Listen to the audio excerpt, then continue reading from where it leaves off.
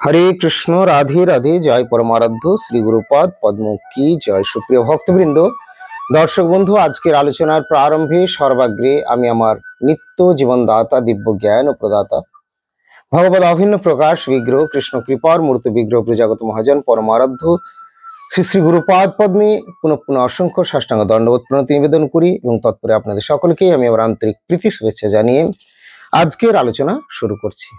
আজকে আমরা আলোচনা করব আসন্ন একাদশী সম্বন্ধে। এই একাদশীর নাম হলো উৎপন্না একাদশী। তাই উৎপন্না একাদশীটি কবে এবং কিভাবে সেই ব্রতের পালন আমাদের করতে হবে, তার পালনের সময় কখন, সেই বিষয়ে আমরা আলোচনা করব। তো আসুন এখন আমরা শুরু করি আজকের আলোচনার প্রারম্ভে পুনরায় আমি সকল সাধু সন্ত গুরু বৈষ্ণব শ্রীপাদ প্রণতি জানিয়ে আপনাদের সকলের শুভেচ্ছা শুভাশীর্বাদ প্রার্থী হয়ে আজকের আলোচনাতে অংশগ্রহণ করছি। আজকের আলোচনা হলো উৎপন্না একাদশীর মাহাত্ম্য শ্রবণ। তো এই উৎপন্না একাদশীটি প্রথমত আমরা জেনে নেব যে কবে পড়েছে। পঞ্জিকাতে রয়েছে উৎপন্না একাদশী হলো 10ই অগ্রহায়ণ, 26শে নভেম্বর মঙ্গলবার দিন, এবং তার পরের দিন বুধবার দিন হচ্ছে এই একাদশী ব্রতের পালনের সময়। সেটি হলো 10টা 28 পরে। পূর্ব আলোচনা আমি এটি বলেছিলাম যে পালনের সময় হচ্ছে পরের দিন, অর্থাৎ সোমবার হচ্ছে মঙ্গলবার হচ্ছে একাদশী এবং বুধবার দিন হচ্ছে পারণ। তো পারণ 10টা 28 মধ্যে, এটা আমি বলেছিলাম। আসলে 10টা 28 মধ্যে নয়, 10টা 28 গতে, তারপরে কিন্তু পারণের সময় রয়েছে। যাই হোক, মোদীয় পরমারাধ্য শ্রী গুরুপাদ পদ্ম পারণ সম্বন্ধে খুব বেশি জোর দেন না। আমি আগে বহুবার ব্যক্ত করেছি, আবারও বলছি। তার কারণ হচ্ছে পারণ মূলত যারা নিরম্ব উপবাস করে থাকেন এই ক্ষেত্রে খুবই প্রযোজ্য, এবং এছাড়াও যারা খুব প্রাথমিকভাবে হয়তো একাদশী ব্রতাদি করছেন, মানে এখনো পুরো শুদ্ধাচার সদাচার এগুলো যাদের হয়নি, তারা হয়তো শুধু একাদশীটাই করবেন, বাকি দিনগুলো হয়তো এখনো আমিষ নিরামিষ এরকম ব্যাপারগুলো ঠিক পরিষ্কার হয়নি। তো সুতরাং সেই ক্ষেত্রে যারা পুরোপুরি সদাচারী হননি, কেবলমাত্র একাদশী করছেন, তাদের ক্ষেত্রে অবশ্যই পূর্ব দিন এবং পরের দিনটি বিশেষভাবে মানা দরকার এবং সেটি পালন করা দরকার। তো যাই হোক, পঞ্জিকাতে পালনের সময় রয়েছে, বিভিন্ন জন বিভিন্নভাবে পালন করে থাকেন। মোদীয় পরমারাধ্য শ্রী গুরুপাদ বলেন এই পালনটা করার জন্য বিরাট যে ঘটা করে বিরাট আয়োজন কিছু করতে হবে তা নয়। একটু বিস্কুট বা যেগুলো একাদশীর দিনে যে ভোজন আমাদের চলে না, অথচ ভগবানের ভোগ প্রসাদ এরকম কিছু গ্রহণ করে নিলেই হয়। আর অনেকে জগন্নাথ দেবের মহাপ্রসাদ ইত্যাদি গ্রহণ করে থাকেন, ভগবানের বাল্যভোগের বিভিন্ন প্রসাদ সেগুলো গ্রহণ করা যায়। আর এছাড়া যারা আরো বিশেষভাবে সেবাতে যুক্ত থাকেন বা থাকতে চান, যারা সতই সেবার মধ্যে রয়েছেন, সেরকম জন অনেকেই করেন। সকালেই হয়তো প্রত্যুষেই ভগবানের সেবা পুজো অর্চনের মধ্যে তারা থাকেন, তারা ভগবানের জন্য বিশেষ ভোগ হয়তো প্রস্তুত করেন। সেই ভোগ এরপরে যেগুলো একাদশীর দিনে আমরা যে প্রসাদ পাইনি, এরকম ভগবানকে ভোগ দিয়ে সেইগুলো প্রসাদ নিয়ে পালন হয়ে যায়। তো বিভিন্ন জন বিভিন্ন রকম ভাবে করে থাকেন। আমি তো বললাম শ্রী গুরুপাদ পালন সম্বন্ধে আমাদের এরকমই বলেন যে তুমি যদি বাসে ট্রেনে যাচ্ছ, কিছু না থাকলে একটা মুড়ি, ভক্তরা তো মুড়ি প্রসাদও পান, তো যদি সেটাকেও ভগবানের শ্রী বিষ্ণুর প্রসাদ স্মরণ করে গ্রহণ করা যায়, তাতে আপনার পালন হয়ে যায় ওই সময়ের মধ্যে করলে। তো যাই হোক, আমরা তো বললাম সেই বিষয়ে আলোচনা। এখন আমরা শ্রবণ করব এই একাদশীর মাহাত্ম্য, একাদশীটা কিভাবে কি হলো বা তার কথাগুলো আমরা জানবো। তো এই একাদশী হচ্ছে উৎপন্না একাদশী। নাম শুনেই বুঝতে পারছেন যে একাদশীটি কিরকম। একাদশীটি উৎপন্ন হয়েছিল, কিভাবে উৎপন্ন হয়েছিল, তো সেই প্রসঙ্গে এক সময় জানতে চাচ্ছেন অর্জুন ভগবানের কাছে যে হে প্রভু, হে দেব, এই অগ্রহায়ণ মাসের কৃষ্ণপক্ষের একাদশীর নাম কি? এই মহাপুণ্যদায়িনী একাদশী ব্রত, তার মাহাত্ম্য কি, কিভাবে বা পালনাদি করতে হয় ইত্যাদি বিষয়ে জানতে চাইলেন। যখন এইভাবে জানার আগ্রহ প্রকাশ করলেন অর্জুন, তার আগ্রহ দেখে ভগবান অত্যন্ত প্রসন্ন হলেন এবং তিনি সুন্দরভাবে বর্ণন করতে শুরু করলেন। তাই বলছেন যে হে দেব, অগ্রহায়ণের পুণ্য প্রদায়ী কৃষ্ণপক্ষের একাদশীকে কেন উৎপন্ন একাদশী বলা হয়? কি জন্যই বা এই একাদশী পরম পবিত্র এবং দেবতাদেরও প্রিয় সেই বিষয়ে আমি জানতে ইচ্ছে করি। ভগবান তার ইচ্ছা বা আগ্রহ দেখে অত্যন্ত প্রসন্ন চিত্তে বর্ণন করতে শুরু করলেন।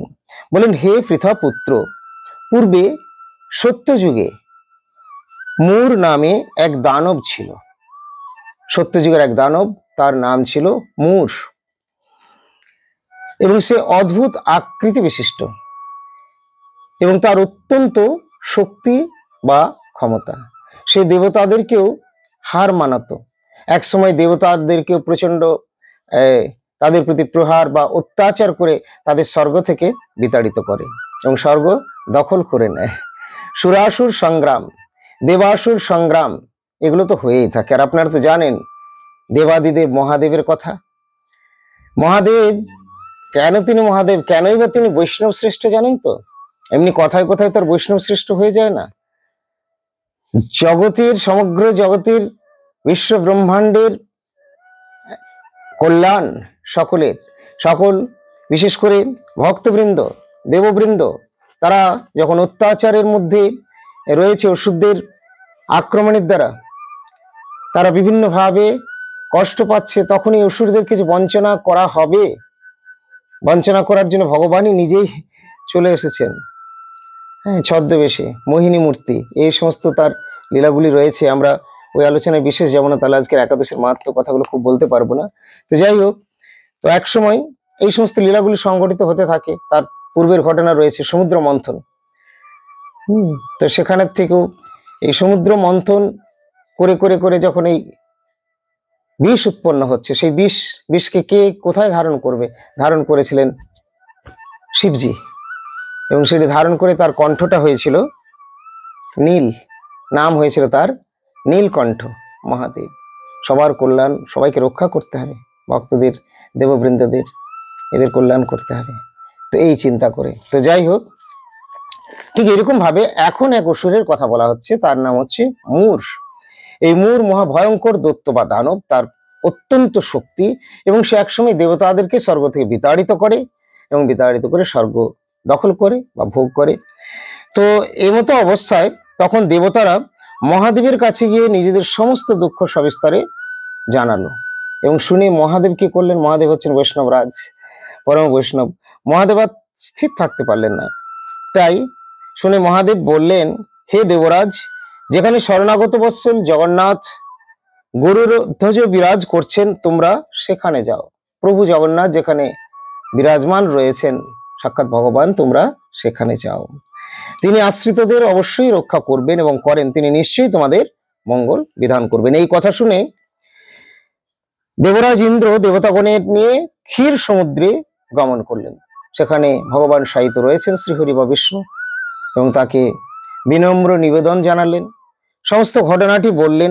ইন্দ্রের কথা শুনে ভগবান বললেন, হে ইন্দ্র, সেই মূর দানব কিরকম দেখতে, তার আকার আকৃতি কিরকম? এই কথা যখন বর্ণন জানতে চাইছেন ভগবান, তখন ইন্দ্র বলছেন, হে ভগবান, প্রাচীন কালে, পুরাকালে ব্রহ্মবংশে তালজঙ্গা নামে এক অতি পরাক্রমী অসুর ছিল। প্রাচীনকালে এক অসুরের কথা বলছেন, তারই পুত্র সেই মূর বা মূঢ়।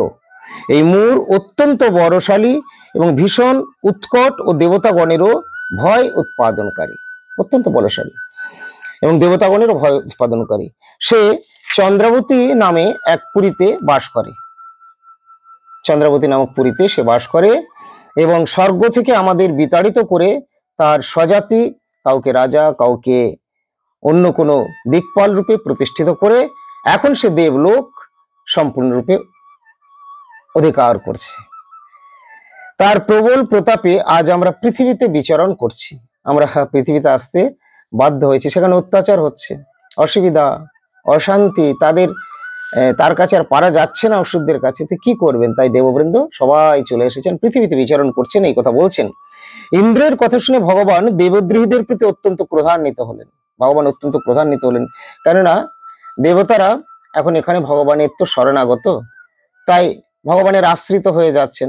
আর ওরা হচ্ছে অসুর, ওরা অনাশ্রিত, ওরা দাম্ভিক, তাদের আসরিক শক্তি, তাদের ভগবত বিদ্বেষী, ভক্ত বিদ্বেষী এই স্বভাবগুলো তাদের রয়েছে, দেব বিদ্বেষ রয়েছে। তাই ভগবান এখানে সহ্য করতে না পেরে ক্রোধে গর্জন করতে লাগলেন।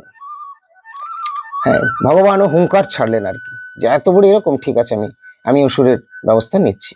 তো বলছেন, ইন্দ্রের কথা শুনে ভগবান দেবদ্রোহীদের প্রতি অত্যন্ত ক্রোধান্বিত হলেন। তিনি দেবতাদের সঙ্গে চন্দ্রাবতী পুরীতে গেলেন, সবাইকে নিয়ে সেই চন্দ্রাবতী পুরীতে গেলেন। এবং দৈত্যরাজ তাকে দেখেই, প্রথমে কিন্তু ভগবান ওখানে ক্রোধটা প্রথমে প্রকাশ করেননি, দৈত্যরাজ দেখেই কিন্তু সে ছুটে এসেছে, সেই মূর, এবং ভীষণ গর্জন করে, এবং সাথে যে দেববৃন্দ ছিল তাদের প্রতি সংহার বা যুদ্ধ শুরু হয়ে যায়। এবং সেই যুদ্ধ, ভয়ানক যুদ্ধ চলতে থাকে। আর সেই ভয়ানক যুদ্ধে দেববৃন্দ পরাস্ত হয়, তারা দিক বিদিক পলায়ন করতে থাকে, যারা সেখানে আর থাকার মতো কেউই সাহস করলেন না, কিন্তু একমাত্র দণ্ডায়মান ছিলেন, উপস্থিত ছিলেন ভগবান শ্রীহরি নারায়ণ। তো এরপরে দেবতাবৃন্দ কেউ এদিক সেদিক করে পলায়ন করলো, ভয়ে যুদ্ধ থেকে পালিয়ে গেল। তখন যুদ্ধক্ষেত্রে নারায়ণকে একা দেখে সেই দানব তাকে দাঁড়া দাঁড়া বলে গর্জন করতে লাগলো। ভগবানের ক্রোধে গর্জন করে বললেন, হ্যাঁ, এইভাবে ভগবানও ক্রোধে গর্জন করে বললেন, রে দুরাচার দানব, এরপর আমার বাহুবল দেখ। এতক্ষণ বিবিধভাবে যুদ্ধ হয়েছিল। ভগবান নিজেও তার সুদর্শন চক্রকে ছেড়েছিলেন, সুদর্শন চক্র দিয়ে ছেড়ে সেগুলোকে শেষ করার পরও কিন্তু ভগবানের এই চক্রে চক্রে অস্ত্রে যখন যুদ্ধ হয়, তখন এই দানবও কিন্তু কম যায়নি। তাই সেখানেও সেই দানবের বিশেষ কিছু ক্ষতি করতে পারা যায়নি, দানব তখন রয়েছে মূর। তো এরপরে ভগবান তখন বলছেন, ঠিক আছে, তুই তাহলে আমার বাহুবল দেখ, এরপর হাতাহাতি যুদ্ধ। তো এইভাবে দুরাচার দানব আমার বাহুবল দেখ, এই বলে অসুর পক্ষে সমস্ত যোদ্ধাদের দিব্য বাণের আঘাতে নিহত করতে লাগলেন। তখন তারা প্রাণ ভয়ে নানা দিকে পালাতে লাগলো। সেই সময় নারায়ণ দৈত্য সৈন্যদের মধ্যে সুদর্শন চক্র নিক্ষেপ করলেন, ফলে সমস্ত সৈন্য ধ্বংসপ্রাপ্ত হলো, একমাত্র মূর অসুরই জীবিত ছিল। ভগবান কিন্তু ওই যখন সুদর্শন চক্র নিক্ষেপ করেছিলেন, তার দ্বারা অনেক সৈন্য তারা সবই মারা গেল, কিন্তু এই মূর কিন্তু মারা যায়নি এই অস্ত্রের দ্বারা, সুদর্শন চক্রের দ্বারা, সে কিন্তু জীবিত ছিল। সে অস্ত্র যুদ্ধে নারায়ণকেও পরাজিত করলো, দৈত্যের সাথে বাহু যুদ্ধে লিপ্ত হয়েছিল। তো যে কথা বললাম, যে এইভাবে শেষে বাহু যুদ্ধ হতে হতে এইভাবে দেবতাদের হিসেবে 1 বছর যুদ্ধ করেও ভগবান তাকে পরাজিত করতে পারেননি। যারা ভক্তি জগতের কথা শোনেননি, আসেননি বা বোঝেন না, তারা বলবেন ভগবান পারেননি, তাহলে কেমন ভগবান? না ভাই, পরিশেষে বলা হবে যে এগুলো সবই হলো তার লীলা। বাস্তবে তাই, এটা হচ্ছে ভগবানের লীলা। তো এইভাবে 1 বছর কাল হয়ে গেল, পরাজিত করতে পারেনি। তখন শ্রীহরি বিশেষ চিন্তান্বিত হয়ে বদরিকা আশ্রমে গমন করলেন। সেখানে সিংহাবতী নামে একটি গুহা আছে, যে গুহাটি 1 দ্বার বিশিষ্ট এবং 12 যোজন অর্থাৎ 86 মাইল। সেই গুহার মধ্যে প্রবেশ করলেন এবং সেখানে শয়ন করলেন, এবং শয়নের ফলেই তিনি নিদ্রিত হলেন, ক্লান্ত শান্ত আছেন। পিছনে পিছনে সে অসুর আসতে থাকে। অসুর মনে করলে যে আমার ভয়ে ভীত হয়ে এই গুহায় ঢুকেছে, আর এখানে থেকে এখন তো দেখছি ও তো ক্লান্ত শান্ত, ভীত সন্ত্রস্ত, ঘুমিয়েও পড়েছে, নিদ্রিত, অতএব এই অবস্থায় তাকে আমি মেরে ফেলি। তো আমি আর বেশি বিলম্বিত করবো না, যদি এখানে অনেক কিছু বর্ণন করা আছে, অনেক সময় লাগবে, আমি সংক্ষেপে আপনাদেরকে বলি। তো এই অবস্থায় তখন কি না, সেখানে সেই অসুর ঠিক করলো, মূর ঠিক করলো এরপরে একে মেরে ফেলার উপযুক্ত সময়। কেননা জাগ্রত বা সামনাসামনি ফ্রন্টে যুদ্ধে সবাই সবসময় পেরে ওঠে না, ওই জন্য পিছন থেকে বা অতর্কিত আক্রমণও করে। তা অনেকগুলো যুদ্ধের নিয়ম আছে যে এভাবে আবার করা যায় না, আমাদের এখানকার এমনি যুদ্ধ বিগ্রহের কথা আমি বলছি। যাই হোক, এখানে কিন্তু অসুর সে কিন্তু আবার কোনো নিয়মই মানতে নারাজ, তাই এই অবস্থাতেই ভগবানকে মেরে ফেলবে। তো এখন আমি তাকে অবশ্যই বধ করব। দানবের এরকম চিন্তার সঙ্গে সঙ্গে যেই না সে মারার জন্য ব্যস্ত হয়েছে, উদ্যত হয়েছে, আর সেই মুহূর্তে ভগবানের দিব্য অঙ্গ থেকে প্রকাশিত হয়ে গেলেন এক সুন্দর একটি কন্যা, তার নাম হলো উৎপন্না। কেন এই কন্যার নাম হলো উৎপন্না? না, ভগবানের শরীর থেকে উৎপন্ন হলো। তো এই কন্যায় উৎপন্না একাদশী, তিনি রূপবতী, সৌভাগ্যশালিনী, দিব্য অস্ত্র শস্ত্র ধারিণী ও বিষ্ণু তেজ সম্ভূতা বলে মহাপরাক্রমশালী ছিলেন। মহাপরাক্রমশালী, অত্যন্ত শক্তি সম্পন্ন। দৈত্যরাজ সেই স্ত্রী রূপিণী দেবীর সাথে তুমুল যুদ্ধ করলো। এখানেও স্ত্রী রূপিণী দেবী, আসলে এটা ভগবানই বলা যায়, ভগবানের তো অঙ্গ থেকেই প্রকাশিত। কিছুকাল যুদ্ধের পর দেবীর দিব্য তেজে অসুর ভস্মীভূত হয়ে গেল, এবং ভগবানের তখন নিদ্রা ভঙ্গ হলো, বা ভগবান তাকিয়ে দেখছেন, এ কি, আমার পাশে এক কন্যা দাঁড়িয়ে, সে জোড়হাত করে প্রণতি জ্ঞাপন করছে, কে তুমি?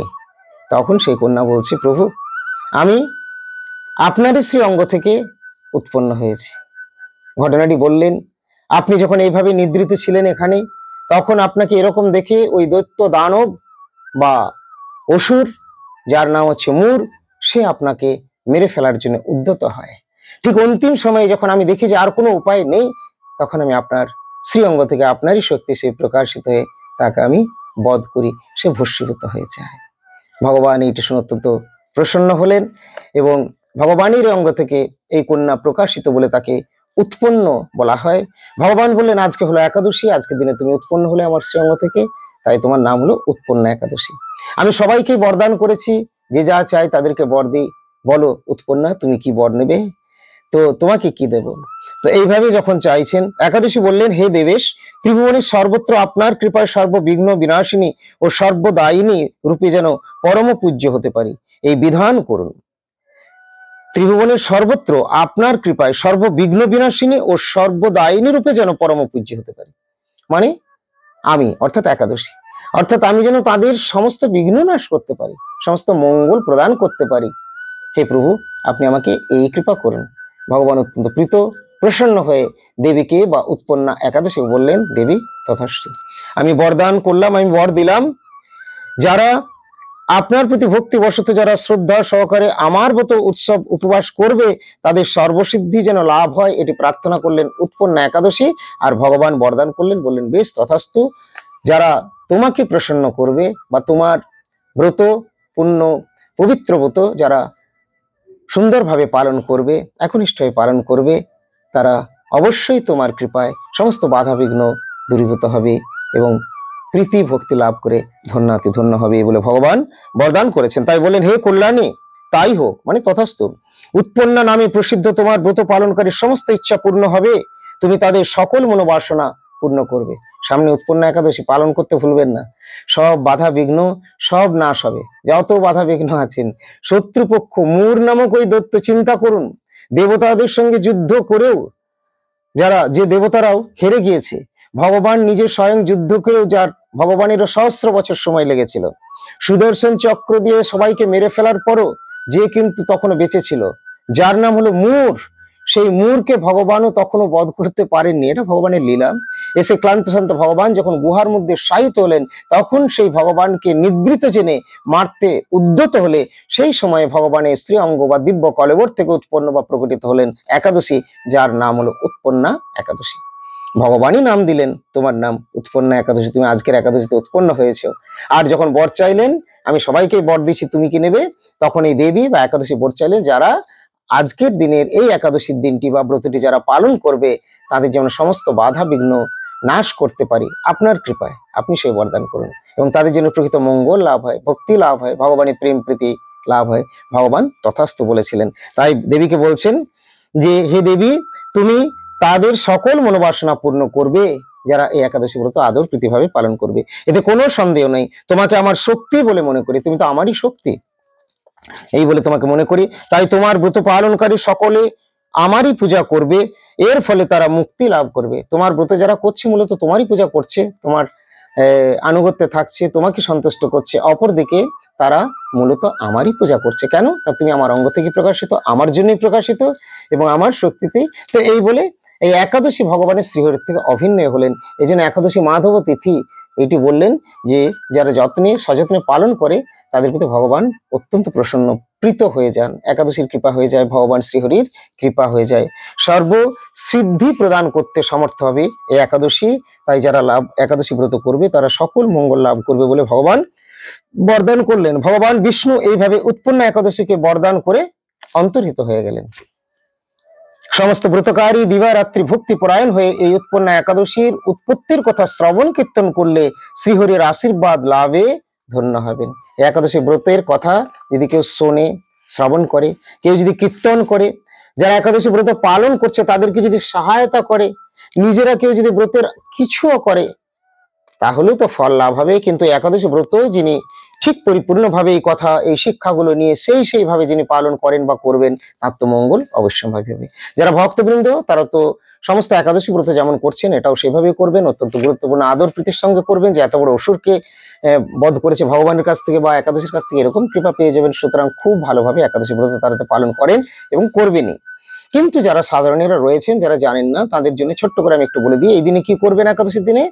না, পঞ্চপ্রকার রবি শস্যাদি বর্জন করা হয়, চাল ডাল গম সর্ষে ইত্যাদিগুলোর থেকে। ভক্তদের কাছ থেকে আবার আপনারা জেনেও নিতে পারবেন। তো ভাত মুড়ি রুটি ছাতু সুজি এই সমস্তগুলো এদিন বর্জন করা হয়, কোনো প্রকার ডাল গ্রহণ করবেন না, এদিন ক্ষৌর কর্ম আদি করবেন না। যারা নতুন ধরছেন বিশেষ করে তাদের জন্যই বলে দিচ্ছি। আর চা পান ইত্যাদি কোনো নেশা থাকবে না।